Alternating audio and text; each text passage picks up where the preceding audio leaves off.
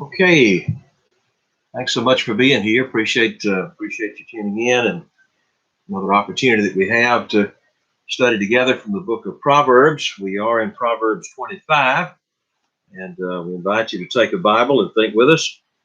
And also, I think we still have the comment section that's available if there are those who have a question or a brief point to make. I think that is open to you, so we'd invite you to take advantage of that as you see fit. But glad we can be together again by this means. Proverbs 25, and I believe last time we left off ready to begin verse 13. Here we find this proverb of Solomon. As the cold of snow in the time of harvest, so is a faithful messenger to them that send him, for he refresheth the soul of his masters. The idea of the faithful servant, the faithful messenger. That word messenger is from a Hebrew word that I'm told goes back to the root meaning of a hinge, like the hinge of a door. And I thought, well, now, how is that connected with a messenger? And I think that the idea is this, that, the hinge being connected with the door moves as the door moves. It's not independent. It's connected there. And there's also a certain picture of pressure involved here, that the weight of the door moves the hinge this way or that way. And so you have the picture of a person connected with another and moved by their movement, by their direction. And I think that's the idea of a messenger. We know what a messenger might be. Someone who is representing somebody else. And the point is that individual needs to be faithful, full of worthy of trust, someone who acts according to the promise that they've made. They are constrained by a sense of duty to represent accurately and well the person for whom they work. So there's the idea of a messenger. And the point of this passage is, as the cold of snow in the time of harvest, so is that faithful messenger to the one that sent him. The time of harvest. One fellow said the time of harvest in Palestine could be anywhere from March to October. I guess that's true in most places. Their climate is fairly similar to ours in Alabama, I think. So that covers all the warm months. That's the idea. And you're out working, harvesting in the hot sun, and it gets hot there like it does here. I know in our own experience through the years, we've been maybe in some circumstance outside, and the circumstances were such that it just seemed overwhelming, heat stifling, and then somehow there'll be a breeze that will come along, and you don't even know where it came from, but you can feel the difference. It feels 20 degrees cooler than the air that you were breathing a moment ago, and you're so grateful for it. It's a little respite there. I don't think he's talking here about literal snow in the time of harvest. I don't think that would be a good thing. That might be disastrous, and it certainly wouldn't happen in Palestine any more than it would in Alabama. But the idea is rather of something cool, whether it be, one fellow thought it was something cool to drink. Another would be the idea of a cool breeze, or maybe a day that would be unseasonably mild. But regardless of the specifics, all of us understand the picture there. You're suffering in the heat, and then you have that moment of refreshment, restoration. One of the translations says, gives new life. We can relate to that point. He said, that coolness in the heat that gives new life, that refreshes. He said, that's like it is with a person who sends someone out on a mission, and they complete it, according to their instructions. They have been faithful to the job that they've been given. Uh, what's the point of that? And what does that mean to me? There's the picture, there's the proverb, but what is there for me then? Well, one thing I think there is for is the fact that we ought to consider the effect that our work has on other people. Um, you know, everybody answers to somebody, and in any chain of command, you have people, even those who may have people under them, also answer to those above them. We have a job to do. We are given a commission, um, and we can be a great blessing to the people that count on us if we fulfill what we promised to do. We don't need to be, there are plenty of people to add to folks' problems. This proverb talks about a person who relieves a problem by doing simply what they were given to do. They fulfill their job. In this case, they are a messenger. They faithfully represent the work that's been given to them, the message that they've been given. Their job is to carry forth the message, and so they do that. So, whatever the job is, be a blessing to those who count on you, and don't add to their weight and their problems, because there'll be plenty of folks like that. So the Apostle Paul talked about his work as a steward of God in the fourth chapter of First Corinthians. Of course, Paul was an apostle of Jesus. He was one of the men through whom God brought his message into the world, an inspired man. And he writes to the Corinthians about his work, as his work with the Corinthians and his work in general for God. 1 Corinthians 4 begins with these words: "Let a man so account of us as of the ministers of Christ and stewards of the mysteries of God." A couple of words that he uses here to describe himself. He talks about being a minister of Christ. Uh, he was a messenger. He was a minister. That word minister is not the normal word for servant we find in the New Testament. This is a word, uperites, which has as its root a word, ereso, which is used for rowing. And so it's a wonderful word. And what it pictures for us is the word for rowing, and then attached to it the word under, to row under. We've maybe seen, I had done much rowing, but never been on a rowing team. But maybe we've been exposed through television or some means or another to people who are in a competitive rowing match, and how you may have a number of people in this long boat, and then someone in the front of the boat who's giving the cadence, and everybody is rowing together and racing perhaps another boat, as the case might be, or racing the clock, whatever it is. But that's the image of this word, to row under. Everybody takes their oar and does their job in rank at the direction of another. In this case, Paul says, I'm a minister of Christ. You can see how that word fits. Here's the picture. He says, I am a servant of God. I follow his lead. My job is to do as I'm directed. And you can see how that connects with our passage. He talks about one who is a messenger in the proverb that we began with, and how that a messenger is a blessing who follows direction. He's faithful. Paul also in here in 1 Corinthians 4 describes himself as a steward of the mysteries of God. Another great word here. The word steward is from another Greek compound word, oikonomos. Oikos is the word for house. Nomos is really related to law, to rule. I think maybe a good literal translation of this word in the original would be house manager. We know what a steward is. It's the idea of someone who works for another, who oversees the work of another, the possessions of another.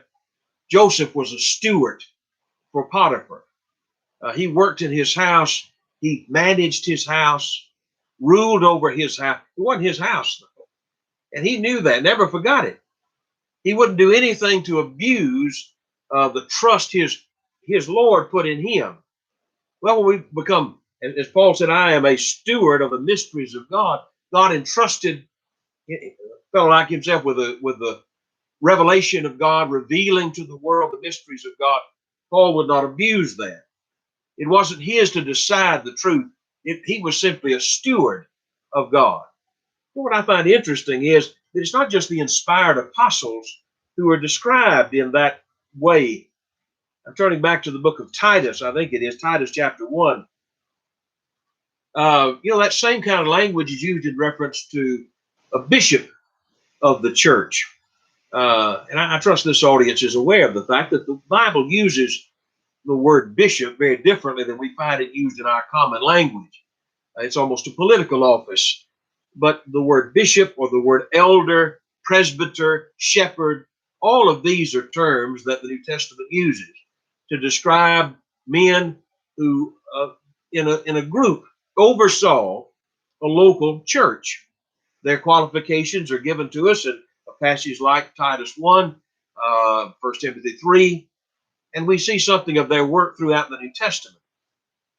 But such an individual, one of the bishops of a local church, by the way, that word bishop is the word episkopos, another great word, compound word. Epi, I guess, literally means upon or over. And the word scopos, you know what a scope is the idea of looking over something. There is a mountain that is in over Jerusalem, just north of Jerusalem, Mount Scopus it's called, which towers over Jerusalem, which is on a hill itself. But that mountain, Mount Scopus, got its name because of the meaning of the word scopus, which is to overlook or to see, a scenic vantage point. Episkopos, one who looks over another, to oversee, to superintend, as the case might be. So here's an overseer. And these overseers are described here in Titus 1:7 as needing to be blameless as the stewards of God. Same word there, the word for house manager, someone who has rule, someone who has a derived authority to look over that which does not belong to him, but he is directing at the direction of the owner, of the master. What I find interesting is it's not just the apostles and the elders that term is used for. If you will turn over to the book of 1 Peter chapter 4, I think it is, in verse 10, Peter is writing to all Christians. And he says that every man, as he has received the gift, let him minister the same one to another as good stewards of the manifold grace of God. The apostles had a special work. They were specially qualified. And everybody's not an elder. Elders have a special work to do, but all Christians have a work to do. And as they've been given and blessed with the grace of God, they ought to be good stewards, as the passage says here. We likewise ought to recognize that we work for him, that he sets the rules, he directs, and we are to follow. So what's the point? We come back to our text here in Proverbs, and this proverb is a reminder of how we can be a blessing if we fulfill our duty, if we are faithful to the trust that's been put in our trust. Well, that's certainly true in reference to our relationship to God, that we can be a blessing and pleasing to him if we'll be faithful to the call, if we will follow his direction and do his work. We can be a blessing as well and please our Heavenly Father. That ought to be our goal. So it's a great reminder of an important truth. Well, let's go back to Proverbs 25 and let me look here in verse 14 now.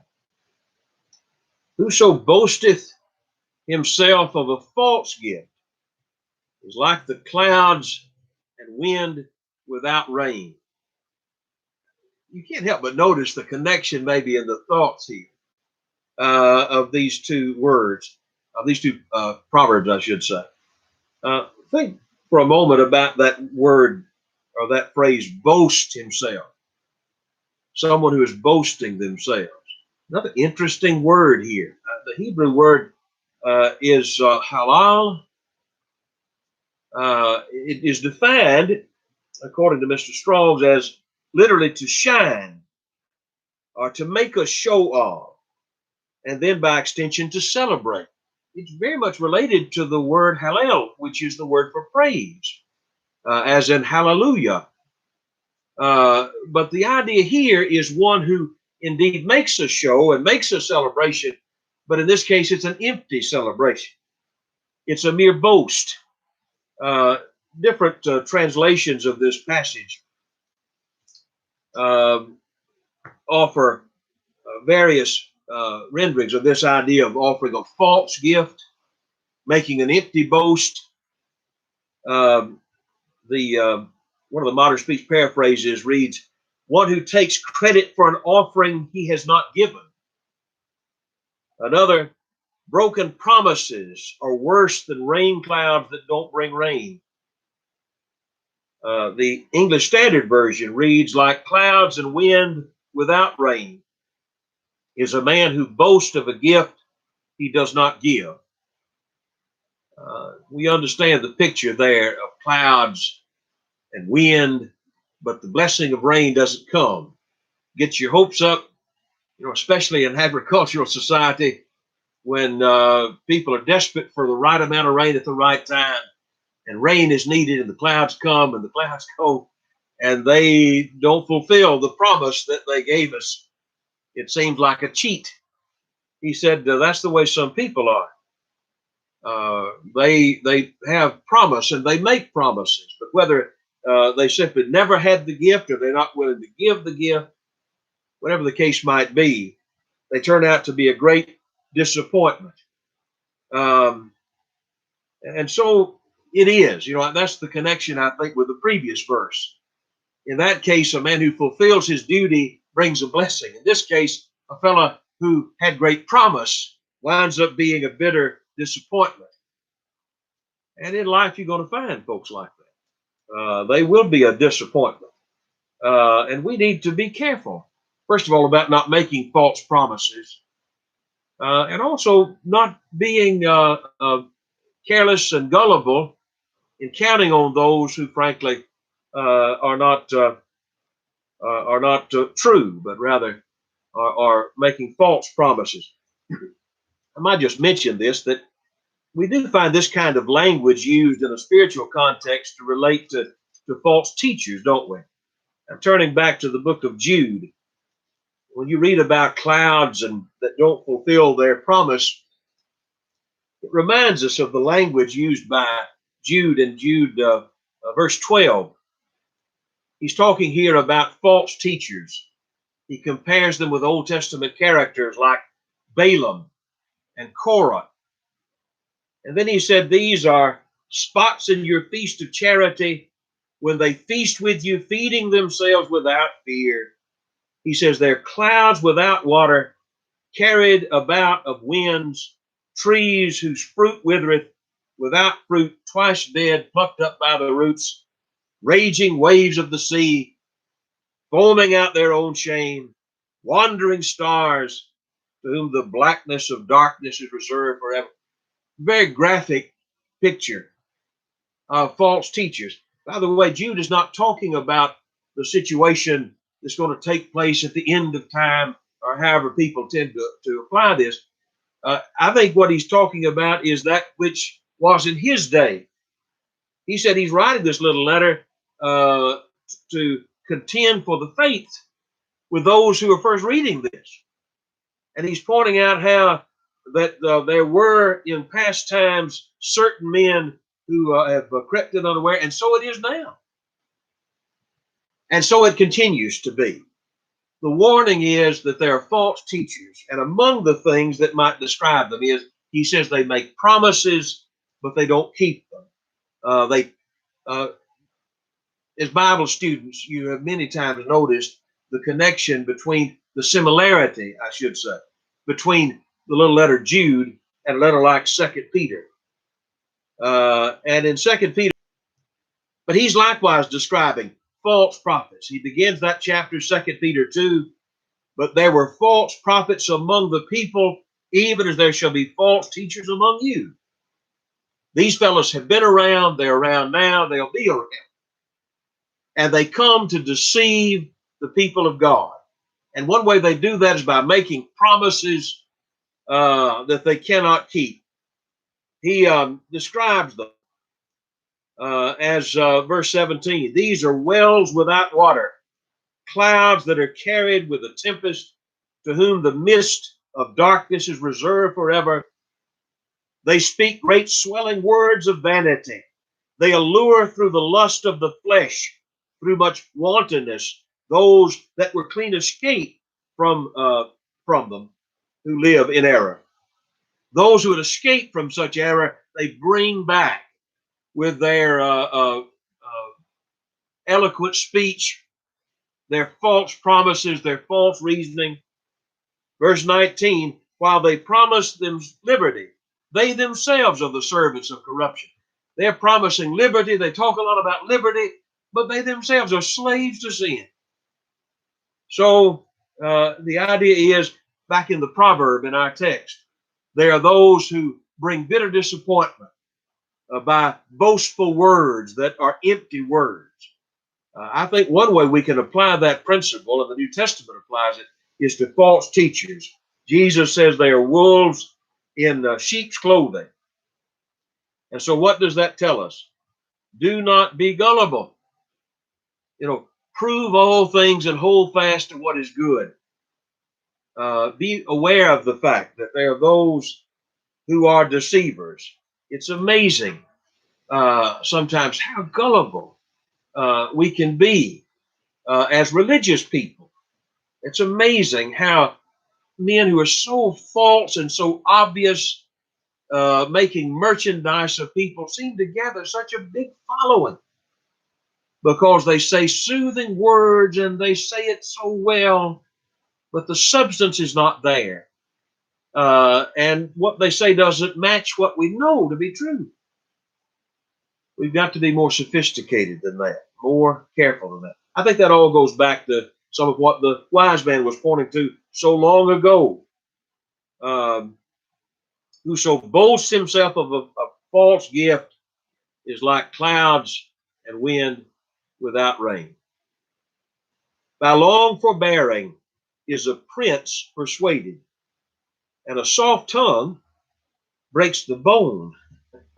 I guess the bone is about as tough a thing as we can bring physically. The skin can be pierced, but it takes some force to break a bone, unless you've got some other health problems. And so he makes the comparison about just a soft word, as it were, that can break a bone. Sticks and stones can break my bone, but words can't hurt me. Well, this passage sort of teaches the opposite. That is, that words can have a powerful effect.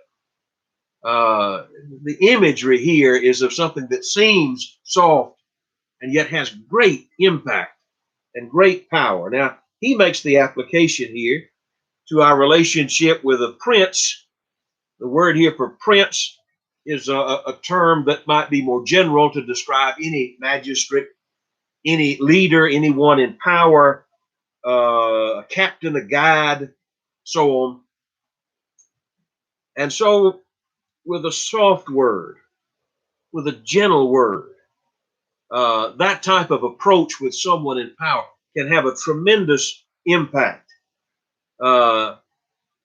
What's the lesson? Well, the lesson is clear. Wisdom realizes that you sometimes get a lot farther with restraint, with carefulness, with kindness, with respectful speech than you do with loud, boisterous yelling, and especially when it comes to dealing with someone to whom we are to answer. Have the good sense to be restrained in the way that you speak to those who are in a position over you. If you're looking to convince such an individual, to win them over, you're going to have a lot more success, wisdom teaches, by restraining yourself than you are by letting your temper run your tongue and run your mouth and just see what happens after that. I appreciate what one fellow wrote about this. He said, "There's power, not weakness, in calm and gentle words." That's right. He said, if you want to persuade a prince, that's another interesting word here that the Holy Spirit chose. The literal meaning of this word persuade goes back to the idea of that which is open or that which is roomy. If you're looking to open somebody's mind, we talk about somebody having a closed mind. If you're looking to open someone's mind to an idea or a course of action, the wise man says, especially when you're dealing with someone in a position of authority, that a respectful approach, a careful approach, a restrained and gentle approach will have a lot better chance of success. I like what one fellow wrote about this too. He said, the quality that is praised in this proverb is a refusal to be provoked. So unassuming a weapon may win surprising victories. I like the way Mr. Kidner put that. He said that another way to think about this lesson is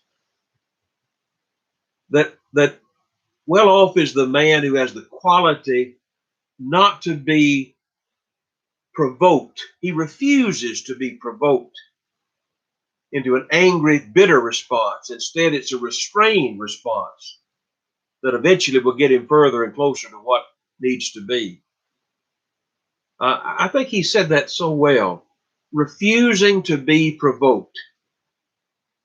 Do we have a choice about whether we're provoked? How many times have I've said this? I've heard myself say it. That just made me mad. You know, I think a truth that I need to realize is that nothing and no one can make me mad. There are things that might try to provoke me, but it's my choice whether I surrender to that or not. A fellow might insult us. He might abuse us. He might mistreat us. But my response to that is up to me. I do have a responsibility to control not just the things that I say, but the way that I think. There's a great passage in the New Testament in 1 Peter chapter 1, I'm sorry. 1 Peter 1. In this passage, 1 Peter 1:13, Peter writes, wherefore gird up the loins of your mind, be sober, and hope to the end for the grace that is to be brought unto you at the revelation of Jesus Christ, as obedient children, not fashioning yourselves according to the former lusts in your ignorance, but as he which has called you is holy, so be ye holy in all manner of conversation, because it's written, be ye holy, for I am holy. He says you can have a holy response and a holy mind if you will determine to get your mind right. That's a paraphrase, I guess, of that first expression, gird up the loins of your mind.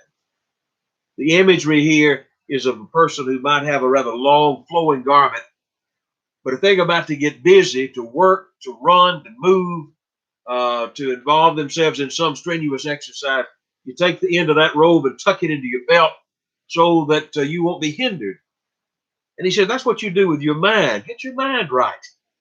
Uh, Determine your attitude. Now, that really opens up a whole world for me. I sit back and I feel the victim and I say, well, this fellow's not doing me right. That's why I'm mad, why I'm angry, and why I'm sullen all the time. I'm not debating that this fellow's done you wrong or done me wrong in this case. That's not the question. The question is, what am I going to do about that? He's made his choice. Now I'm going to make mine. I'm going to make me bitter, hateful, vengeful, all those things. That's my choice. And so when we come back to this passage, we think about one who makes a better choice, one who is makes a godly choice, who rather than surrender to anger or frustration or whatever the case might be, he uses forbearance. And in using forbearance, what he finds is it's a very powerful weapon. Uh, by the way, the word forbear is a great word too. Um, the root meaning of this goes back to a word which means to breathe hard. You see somebody who is very emotional and they're sucking air in and out, and the nostrils are flaring, and they're upset, they're angry perhaps. But the idea here is one who is long, forbearing in his anger. Doesn't mean he continues in his anger a long time. It means it takes a lot for him to reach that point. He's a patient, long-suffering, long-tempered, literally, individual. And because he makes that choice, and it is a choice, then he'll find that really he'll come out blessed because of it. I think about several Bible examples. David was very angry when he was mistreated. And he allowed that bitterness back in 1 Samuel 25 of being treated so rudely at the hands of this Nabal. You remember that story? You can go back and read the details of it, but Nabal was a man who treated David very rudely, disrespectfully, unjustly. And David was fully prepared to skillfully use that sword he knew to use so well to destroy Nabal and his whole house. And it was Abigail from Nabal's household, a wise woman, who came to him and who placated David and spoke gently and kindly and humbly. And David's anger was abated. And David, after he came to himself and realized how close he had come to adding sin to his circumstance by responding and returning hate for hate or evil for evil, said to this Abigail, blessed be the Lord. This is verse 32 of 1 Samuel 25. Blessed be the Lord God of Israel, which sent me this day to meet me. And blessed be thy advice, and blessed be thou which hast kept me this day from coming to shed blood and from avenging myself with mine own hand. I think that may be a good example of how a soft word turns away wrath. We read about that in the 15th chapter of Proverbs. And in verse 1, a soft answer turns away wrath. In our passage in 25, he says a soft word can break a bone. So the next time we're trying to figure out how to respond to this kind of situation, maybe it's abuse or maybe it's whatever it might be, and it is my choice how I'm going to respond. Don't sell short the power of restraint and returning good for evil and maintaining a respectfulness about it, especially when dealing with those who are in positions of authority. The lesson is that it can do a great deal of good. Let me make another application, if I might, of this principle that just seems so obvious. Over in the book of 1 Peter chapter 3, you remember here Peter writes about the domestic circumstances A lot in First Peter deals with the subject of hope and maintaining hope and letting that godly hopefulness lead us and guide us and modify our responses or guide our responses as we deal with injustice and so on. In First Peter 3, he talks about wives, particularly wives that are married to unbelievers. And you remember he writes, likewise, you wives, be in subjection to your own husbands, that if any obey not the word, they also may without the word be won by the conversation of the wise, while they behold your chaste, that is your pure, holy conversation, coupled with fear, whose adorning let it not be the outward adorning of the plaiting of the hair, the wearing of gold, the putting on of apparel, but let it be the hidden man of the heart, in that which is not corruptible, even the adornment of a meek and quiet spirit, which is in the sight of God of great price. And then he talks about the holy women of old who followed that course and all the good that they did. And he talks about Sarah and her example and her respect for her husband and the good that that brought. The point is that God has given to the man the responsibility to be the head of the family. And here we find a wife, we're not told how she got there, but she finds herself now being in subjection, according to God's plan, to a fella that does not know Christ. Well, she's loyal to Christ above everything else and everyone else, including her husband. But how can she possibly win him over? Well, I tell you how she ought to win him over. Nag him every minute of the day and scream and shout and throw rocks at him. No, that's probably not going to help win anybody. The power of her godly, careful example, her chastity, her quiet strength, her service to God, her higher values will have an impact that will be as strong as a sledgehammer. I've told many of you before about a case that I knew personally, a congregation up north that served, I think, in a good way for many years. And of all the good people that came through that place and that served God there, probably if I had to single out one individual who had as much to do with the good that was done through the years there as anybody, was a particular lady who at different times, she had 3 daughters.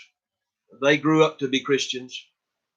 They married men that were Christians. They served the Lord there, taught there, were a blessing to many. One of them was a preacher, still is a preacher of the gospel, working other places. But my point is that this woman, when she was a much younger woman, a married woman, found the gospel of Christ, the pure gospel of Christ, left everything behind to be just a Christian, a New Testament Christian, nothing more or less or else. Her husband did not obey the gospel when she did.